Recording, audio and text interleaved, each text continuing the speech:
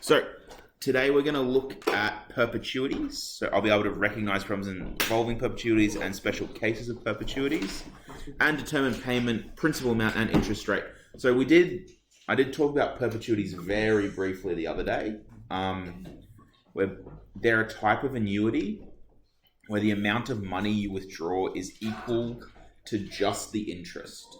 So it means that your balance never goes down, so you can keep drawing that amount forever. The only downside is your payments are never going to go up, but at the same time you're going to get them forever, which is kind of good.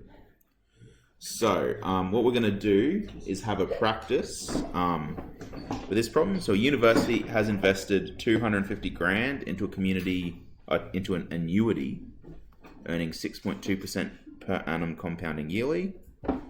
They withdraw 15,500 each year. So create a payment schedule and try and figure out why they chose 9,300 as the prize.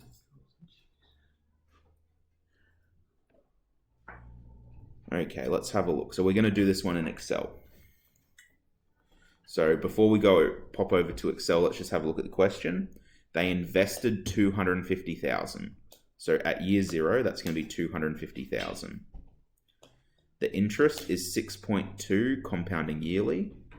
So that's just going to be 6.2 divided by 100, because only one compound per year. They withdraw 15,500 out of this annuity each year. So that'll be your payment withdrawn is 15,500. And we're just going to see how much is in it after 3 years. So let's do that. Let's go put all that information in. Have a look at how we do that. I've already forgotten that first number. 250,000. So a balance of our annuity would be 250,000. At the end of the first year, how much did they withdraw?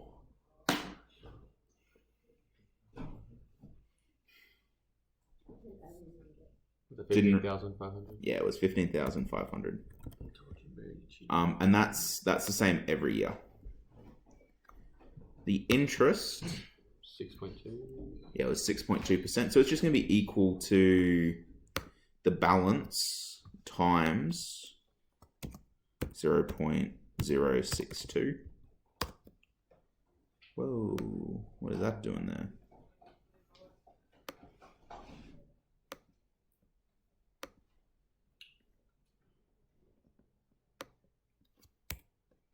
Okay. And the principal reduction, how do we calculate that, guys? How do we figure out how much is reduced from the principal? You take away the balance of the annuity and the payment withdrawn. Close. The amount withdrawn, and you minus away the interest, because that interest will always go into the payment. So equals that one minus that one. $0. That is weird. It's auto-filling my cells for me, which I don't like. Whoops. And then our balance of our annuity is just going to equal whatever we had before minus how much our principal went down by. And then that's going to be the same. So, is my balance going down over time? No. So why do you think they chose 15,500 as their amount that they give out in scholarships each year? That's just the interest. It's just their interest payments. So this is an example of a perpetuity. That account, and we could extend it down for 1,000 payments, and at the end of it, your balance of your annuity would still be 250,000. So instead of, they could probably give out more each year, but they wouldn't be able to do it for as long. Whereas for that account, they can do it forever. Whoops, wrong one. Okay, so I don't know why that says 9,300. There we go. So create a payment schedule. We did that. Explain why you think the university chose that. What would happen if they gave out more than that? Like even if they gave out 1 cent more? Eventually their balance would drop to 0. if they only did it by 1 cent, it'd take many, many years. What if they gave out less than 15,500? What if they gave out 15,000? What would happen to the balance over time? Yeah, keep going up. So you can have a perpetuity that goes up, but you can't have a perpetuity where the balance goes down. So a perpetuity is an annuity that has regular withdrawals of equal value to the interest earned after one compounding period. As observed in the investigation above, the balance of annuity will remain constant forever, or in perpetuity. Have you guys heard that expression, in perpetuity? So, I don't know, sometimes if you watch like different TV shows, especially if it's a bit dramatic, they'll talk about something in perpetuity. So like someone might have land rights and it'll say like, you know, you have the right to that land in perpetuity, meaning forever.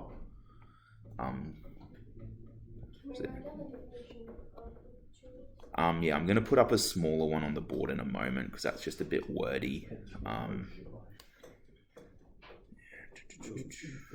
Okay, and then we'll have a look at that example. Sweet. So, I will get you to get down this definition of a perpetuity. A perpetuity is an annuity where the payment is equal to or less than the interest. So, a perpetuity is an annuity. Yeah, I'll write it on the screen actually. Oops, and I'll go full screen. A perpetuity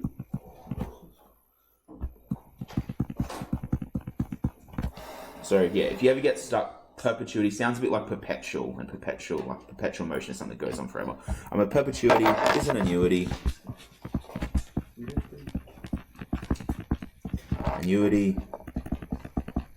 with a withdrawal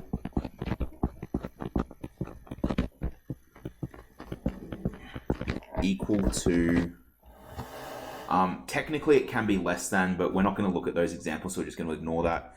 So a perpetuity is an annuity with a withdrawal equal to the interest payment.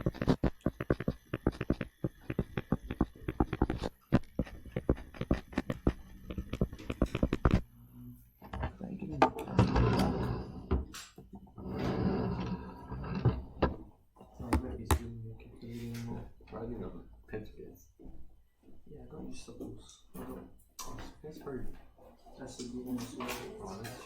Because that's when I was on my You hear my stage? Oh.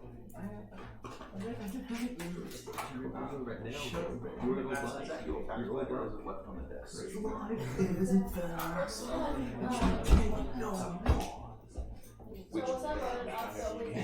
See, withdrawal. I forgive you. It'd be the worst, dude. I forgive you. How did it happen? I could be. Okay.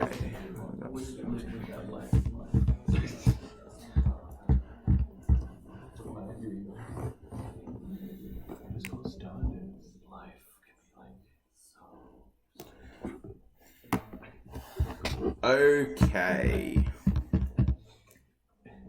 So, a university has invested $80,000 into a perpetuity. The interest will provide an annual prize for one of their students. The investment earns interest at the rate of 8.4% per annum, compounding yearly. What's the value of the student prize? So essentially, we're going to have to find interest equals.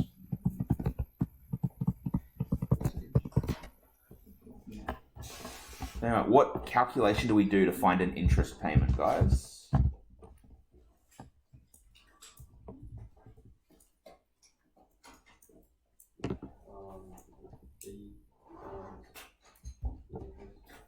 Yeah, the principal times the interest rate. So I'm going to say equals principal times interest rate. Now for us, our principal is quite easy. P is equal to 80,000. My interest rate, remember the way we find interest rate is the number that we're given, 8.4, divided, and we're using R, not I, for our interest rate.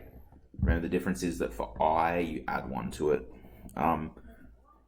And it's always the number of compounding periods per year, which is for us 1 times 100. So that's just going to end up equaling 0.084. So for this university's student prize, it's just going to end up equaling 80,000 times 0.084. It'll be some amount of dollars. Should be a... But, well, I was about to say, Nathan, before we even do it, what would we expect the answer to be? 8%, 8.5% roughly. That's almost 10%. 10% of 80,000 would be about $8,000. So I'd expect it to be a little bit less than $8,000. And what was it, 6,000? 720. So that fits the bill. 6,720. So that makes sense. And that can be really important to do, ladies and gentlemen, is to have a think about what would be an acceptable answer before you even start. And that way you know if you're on the right track or not. Okay.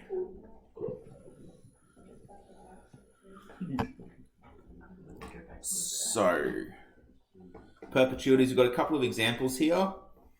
Let A be the future value of the perpetuity after n payments.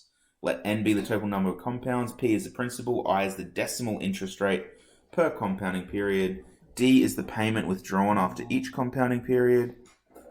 Jeez. So the balance of a perpetuity investment is equal and constant. So what that means is you earn interest, and then as soon as you earn that interest, you make a withdrawal, so it never goes up or down, essentially. So that's why we can say that the future value of that perpetuity is equal to the principal, because the value never increases. So A equals P. So D is the payment. You can find that with I times P. P equals the payment divided by your interest rate. And your interest rate is your payment divided by your principal. So I might get you, if you don't remember, can you copy down, I'll just get you to get these three down. I and D, and then these three rules. Similar to what I said on Friday, guys, I don't expect you to necessarily remember those rules, but I would hope that you can figure them out if you need to. There's a lot of rules to be remembering if you're trying to just like remember everything by rote, and sometimes it's just too much.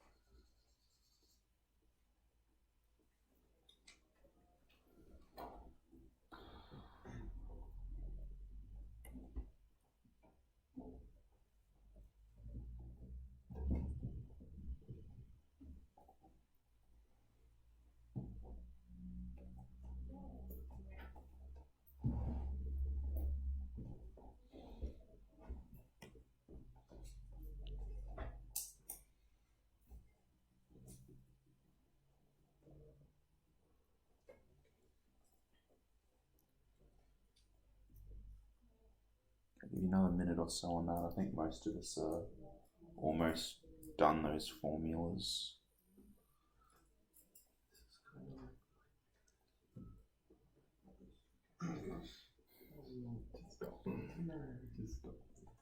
I think I know what you mean, Jacob. Yeah, like voltage resistance. And that's a really good observation actually, because it's you can do the triangle, and that's how you figure it out. So if you lose one, you just got that. Yeah. Okay. I think I've seen that somewhere before as well. Yeah, you might have seen it with like speed, distance, and time. That's another one. So yeah, that's what it is. So distance equals speed times time. Time equals distance divided by speed. That's in science. Yeah. Hated that. So guys, I'll just say that to everyone. Jacob noticed that this is really similar to stuff like voltage and resistance and current in a circuit. Like, you know how, or speed, distance, and time, you might have seen before, you have like a triangle, and you say like, okay, distance on top, interest, principal, you times the bottom ones together to get the top. If you're missing like one, you sort of like cover it up, and so I would be equal to D divided by P. P is equal to D divided by I. D is equal to I times P. If that's a way that helps you remember it, by all means, copy that down. You don't have to. But anything that helps you remember the relationship is really beneficial. Okay. Does anyone need another moment for that? Yep. Okay. We're going to work through an example in a moment. So we're still... This unit spends... Oh, by the way, this is our last topic in this unit. I'm very excited to be done with recursive definitions and stuff. I don't know if you guys are as well. What we're going to do is we're going to spend today doing this. Tomorrow is just going to be a full-on revision lesson of the unit, so I'll make something up for you guys that sort of covers a little bit of everything. Friday we're going to do more of that, just revision of everything, and maybe in that last half we'll go through the answers to the homework. By the way, has anyone had a chance to have a look at the homework yet? Damn it, Jacob, top of the class. How much emails? Does everyone has the ability to check that email that I sent? Okay, that's the important I thing. didn't check my emails over the weekend. You do need, I understand if you like, there's some topic you just like, I just do not remember how to do this. That's fine. But I need to see you have had a go at it by Friday. So make sure the working out for that stuff's in your book. So you have till Friday, and we're going to spend the last half of the lesson going through it. The reason Miss Moore and I are making a really concerted effort is because we know that it's really difficult to remember stuff after a term, let alone after like 3 terms. And this stuff will be in your end of year exam. So we need to make sure that we're practicing, because there's going to be nothing that will make me feel worse, and probably you won't like it either, if you're like passing reasonably well and you get to that final exam and then bomb out because you don't remember stuff from term 1, which is a possibility, because remember that final exam is worth 50% of your mark. So we've got to be taking this stuff seriously. I don't want to stress you out, but you should be a little bit stressed out. 50% is a scary number. Okay, let's go through an example. Okay. So, thanks to your 12s, let's go through this one. Okay. So, let's calculate the payment withdrawn from a perpetuity using a recurrence relationship. The balance of an annuity after n months is, we just say, is AN, is modeled by the recurrence relationship below. So A0 is $50,000. What does that represent? A0. Principal. So I'm just going to say P is equal to, or maybe I won't say equal. Maybe it's going to turn into a plus because my pen hates me. P is equal to A0, which is equal to 500,000. The next term, remember A, n plus 1 just means the next amount. The next amount is equal to 1.005 times the current amount minus the payment. What is my interest rate on that account? Where would which one of these numbers would be the interest rate? 500,000 AN plus 1, 1.005 AN or D, which would be, yeah. And what, without like doing the calculations in your head or anything, that would be what, a 0.5? Yeah. I would say that this is it might be like a 2% interest rate per year that's compounded quarterly or something, which is how you get 0.5 per thing. And we don't know what A, N, or D is. Okay. So what payment should be withdrawn from this investment every month if the payments are to be withdrawn in perpetuity? So if something's going on in perpetuity, what does the payment have to be equal to? The interest. So what we're trying to say here is that our interest rate of 0.005, when we times that with the principal, that's what we want our payment to be. So that's all they're doing here. They've said they've done the same thing that we just talked through. They've ignored that 1, because all that 1 represents is that the annuity is growing, because it's 1 point whatever. So you have a positive interest rate. So we can just ignore that 1, and that gives us 0.005. And then to find our payment D, you could do it using your pyramid. D is just equal to I times P. And that's one of our rules as well. D is equal to I times P. 0.005 times 500,000 equals 2,500. So the payment of the investment, the payment withdrawn from the perpetuity should be 2,500. Fairly standard, I think. The one trick there is remembering to take away that 1. Because let's just see, what would happen if you forgot to take away that 1? So 1.005 times 500,000. 502,500. Does it make sense to have a payment of 502,000 if our principal is 500,000? No. So that's what I mean, where you need to have an idea of what would be a reasonable answer. And if you don't have a reasonable answer, you need to look at your thinking or look at your working out, because you probably made a mistake. Method 2 you could use to solve that. You know that the balance of the perpetuity is always equal to the principal. So the principal has to be equal to 1.005 times the principal, because AN has to equal the principal in a perpetuity, minus D. So 500,000 is equal to that minus D. You can just rearrange that to get D by itself. D equals 2,500. I think that's a more complicated way to do it. I wouldn't do it that way myself. I'd do it that first way. Okay, let's have a go. How much money will need to be invested in a perpetuity account earning interest at 4.2% per annum compounding monthly if $200 will be withdrawn every month? So let's write out our variables. With a perpetuity, what are the 3 variables we tend to care about? PID. P equals D equals I equals. Which of those 3 values do we know from the question? D and I. Which one is D? 200. And I, well, we know we don't know I yet, because we still got to figure it out. But we know it's going to start off as 4.2. What am I going to divide that by? 100 times 12, because it's compounding monthly. So that's a little bit, it's like an upside down 4 or something, not a multiply sign. And let's quickly do that calculation. 4.2 divided by 0.0035.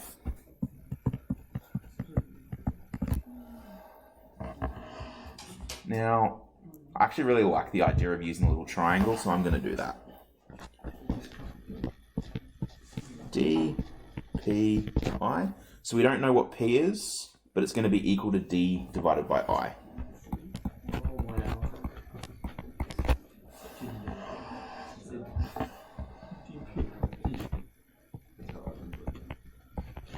DPI. Department of Primary Industries. Yeah, that's what it is.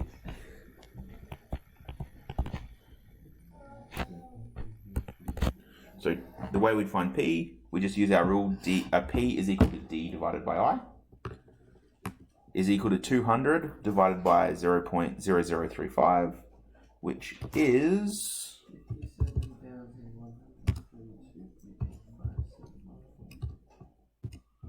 57,000. 142 point, and because it's a dollar value, I'm going to round it to the nearest cent, 0.86. And because it's a dollar value, I need to put a dollar sign in front of it.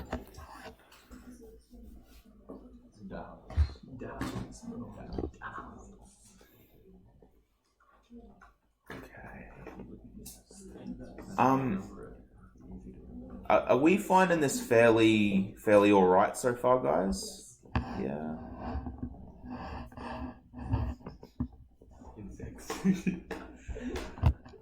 Okay, let's have a go at question 11 together now. University mathematics facility has 30,000 to invest. It intends to award an annual prize of 1,500 using the interest from this investment. If the award is to be made in perpetuity, what is the annual interest rate required for this investment? So what are the three variables we care about? And okay, P, D, and I. Which ones do we know? P and D. What's P? And then D is 1,500. Okay, and then I is a question mark because we don't know it. That's what we're trying to find out.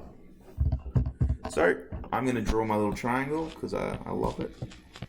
It does work. We want to find I. So if you cover up I, it's D over P. I is equal to D over P.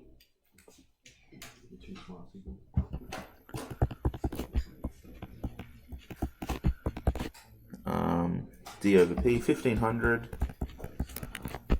divided by 30,000.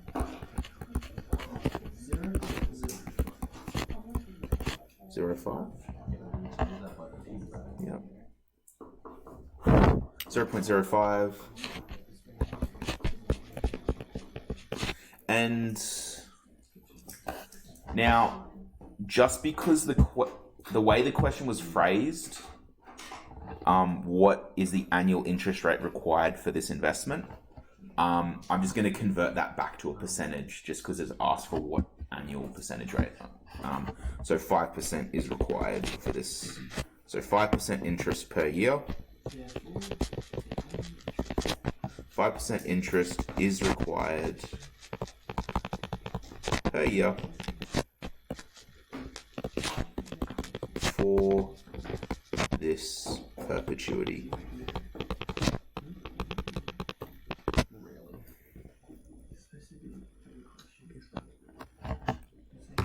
Okay.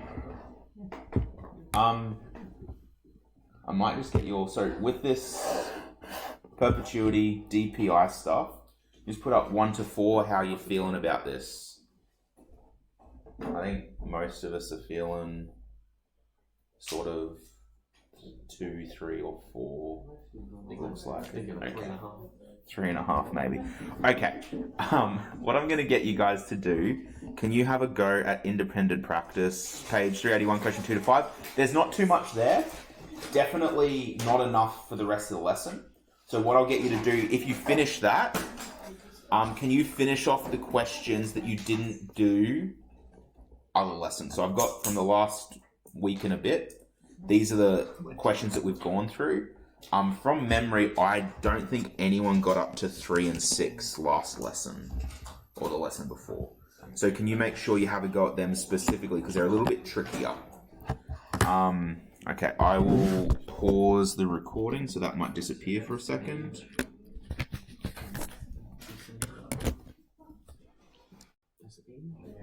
Yes.